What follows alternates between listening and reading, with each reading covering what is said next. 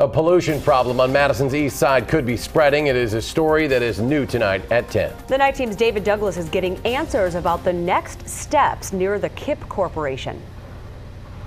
Emerging science is calling into question the size of a problem that began nearly 30 years ago, when a potentially carcinogenic chemical got into the ground.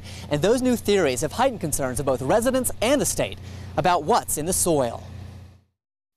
We're trying to understand where it has contaminated water. Madison KIPP Corporation looms over Marquette Street, where residents worry what's lurking underground. The answer I want to hear is it's okay to live there and you won't get sick. Recently, the state installed these ventilation systems in 5 homes, not concerned about polluted water or soil, but soil vapors possibly building up in basements. There's no cost sharing whatsoever. Madison KIPP has paid 100% of it. Mark Meaner says his company had no idea tetrachloroethylene could be carcinogenic when they vented it outside in the 80s. So it soaked into the ground. So therefore, the groundwater in the soil was contaminated. The use of that chemical has since stopped, but getting that out of the ground now is a long involved process. At a meeting Wednesday, residents learned the state is now planning to test groundwater in more places around the site to see if the contamination has spread.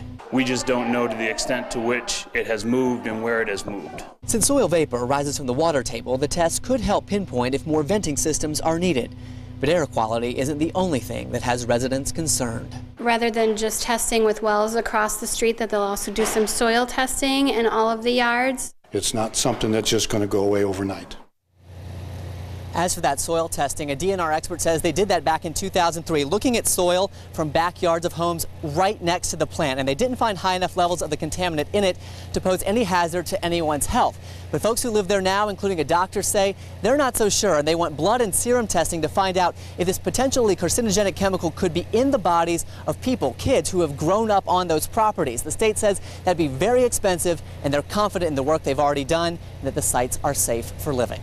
Some complicated stuff. Thanks so much, David Douglas, reporting tonight.